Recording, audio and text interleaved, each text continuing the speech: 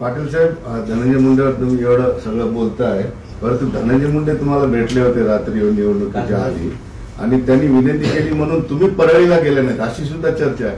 मी राज्यात कुठेच गेलो नाही. त्यावेळेस जाहीर केलं होतं मी 4 तारखेला आपल्या मीडियाच्या समक्ष.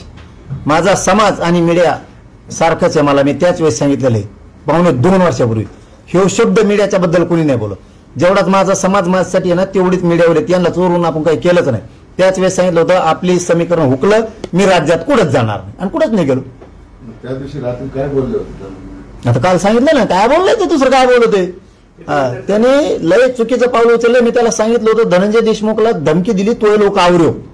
त्यांनी आवरायचं सोडून त्यांनी राज्यात टोळ्याच्या आहेत त्याच्या, हिंगोलीली एक टोळी, त्या गंगाखेडली एक टोळी, ह्या अशा टोळ्या इकडं नगरकडं काही टोळ्या, बीड जिल्ह्यातल्या काही टोळ्या उठविल्या माझ्या विरोधात गुन्हे दाखल करायला लावले. मी संतोष भैयाला न्याय द्या म्हणून चपळानं हाणायला लागला फोटोला.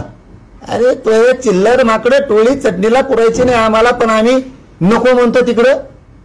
बदगे चिलट पाळलेले ते. तुला वाटतं तुमच्या अंगात रक्त आहे ना, आमच्या अंगात काय आहे? तुला वाटतं तो आज जातीवर तो ओले प्रेम आहे ना, आपलं नाही का पठ्ठ्या, आपलं बे मराठीवर प्रेम आहे ना. तो कोण? धनंजय मुंडे. धनंजय मुंडे आहे टोळी चालितो आणि गोरगरीब लोकांना मारतो. निवडणुकीच्या काळात मोठं होताना मराठी लागते आणि गरज संपली की मग मराठी नाही लागत.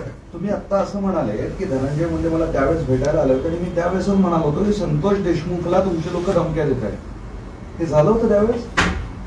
तसं नाही हो, उलट जोडी त्या दिवशी रात्री तेव्हा संतोष देशमुखचा काय संबंध? धनंजय मुंडे तुमच्या पाया पडले अशी सुद्धा प्रसार माध्यमांमध्ये बातम्या छापून आल्या. नाही ते मी सांगितलं हो काल त्याच्यावर बी की जे बोलणं झालं ते झालं. बसताना काय झालं, उठताना काय झालं, बसल्यावर काय झालं, आल्यावर काय झालं, जाताना काय झालं, त्या कृतीबद्दल नाही बोलणार.